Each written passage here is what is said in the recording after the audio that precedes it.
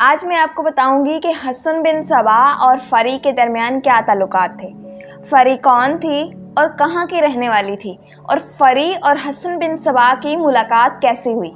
دراصل حسن بن صبا کے استاد عبد الملک ابن عطاش حسن بن صبا کو اپنے آپ پر قابو پانے کے لیے کئی امتحانوں میں ڈالتا تھا۔ ان امتحانوں میں ایک امتحان یہ بھی تھا کہ وہ حسن بن صبا کو ایک اکیلے کمرے میں بٹھا دیتا تھا اور اس کے سامنے ایک لڑکی بٹھا دیتا تھا، اور حسن بن صبا کو کہا جاتا تھا کہ وہ ایک سیاہ دائرے پر اپنی توجہ مرکوز رکھے اور لڑکی کی طرف بالکل نہ دیکھے، اور حسن بن صبا نے کئی بار اس امتحان میں کامیابی حاصل کی اور ایک مرتبہ بھی لڑکی کی طرف نہیں دیکھا۔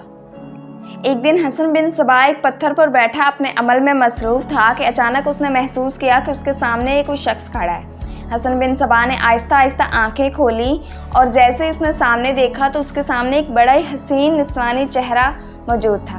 یہ ایک نوجوان لڑکی تھی جو حسن بن صبا کے سامنے کھڑی مسکرا رہی تھی۔ حسن بن صبا نے اپنے ذہن پر زور دیا کہ یہ چہرہ پہلے بھی کہیں دیکھا ہے، کہاں دیکھا ہے؟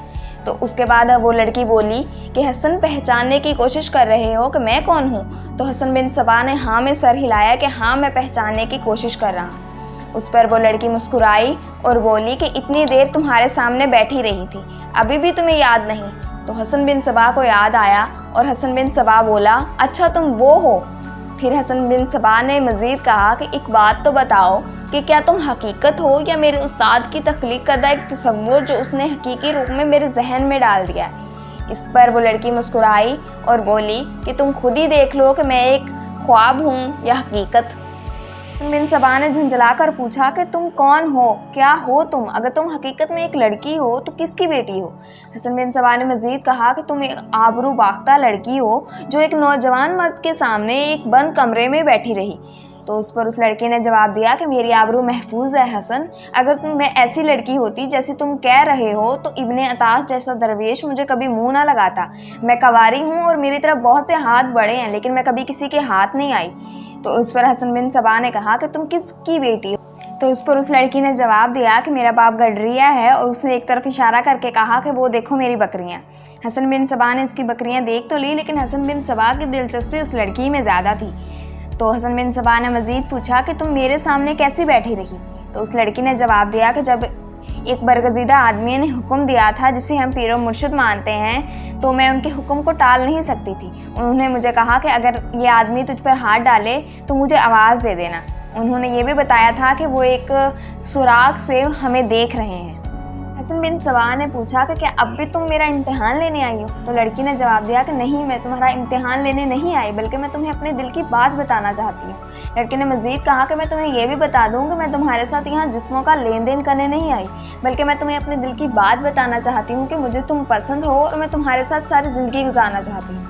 لڑکی بہت خوبصورت تھی۔ اس لڑکی کا حسن ایسا تھا کہ حسن بن صبا جیسے کردار کا انسان بھی اس کے سامنے موم پڑ جاتا۔ حسن بن صبا کو ایسا محسوس ہو رہا تھا کہ جیسے اسے اپنے دل پر اختیار نہیں ہے۔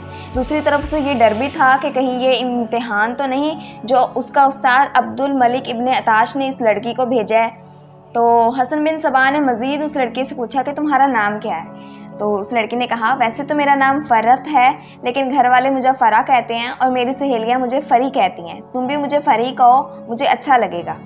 حسن بن صبا نے مزید کہا کہ ایک بات تو بتاؤ کہ تم نے جاگیرداروں کو چھوڑ کر مجھے کیوں اپنایا؟ مجھ میں تم نے ایسی کیا خوبی دیکھی؟ تو اس لڑکی نے جواب دیا کہ جاگیرداروں نے تو میرے باپ کو دولت پیش کی تھی لیکن میرا باپ ایک عزت دار اور غیرت مند آدمی ہے، اور دوسری بات کہ امام نے میرے باپ سے بات کی تھی کہ اس لڑکی کو ضائع مت کر دینا، پیسوں کے نشے میں اسے کسی کے حوالے مت کر دینا، اس لڑکی کی زندگی کا راستہ کوئی اور ہے۔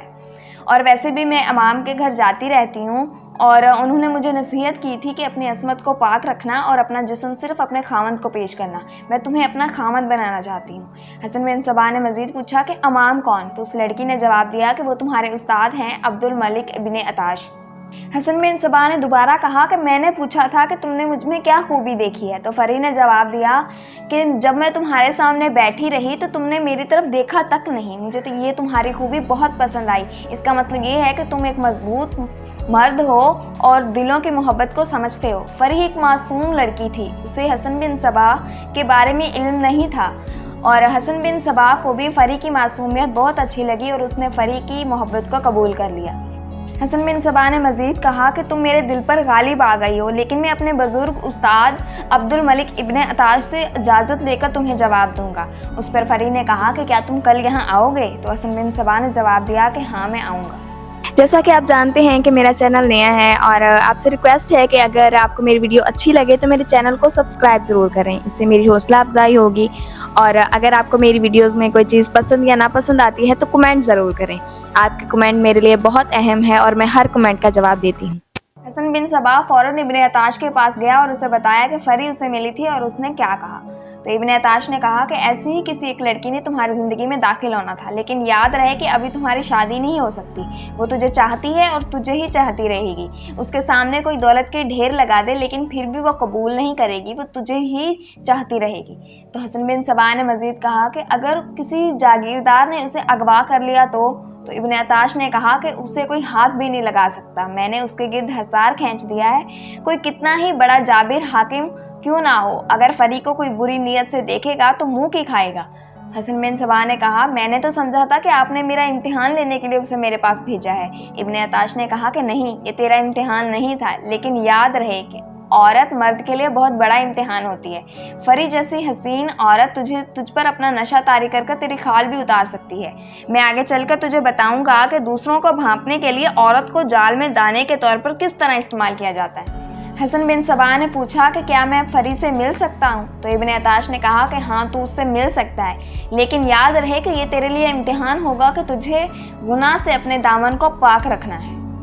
वक्त गुजरता चला गया और अब्दुल मलिक इब्न अताश ने हसन बिन सबा की तरबियत जारी रखी। दूसरी तरफ फरी के साथ भी उसकी मुलाकातें जारी रही। फरी एक बहुत ही दलेर लड़की थी, लेकिन उसकी एक वजह यह भी थी कि उसे इब्न अताश की हौसला अफजाई हासिल थी और वो अपने पूरे ख़ानदान के साथ इब्न अताश की मुरीद थी। वो इब्न अताश की हर बात को आसमान से उतरी हुई बात समझती थी। इब्न अताश ने उसे कह दिया था कि उसकी ज़िंदगी का साथी हसन बिन सबा ही है।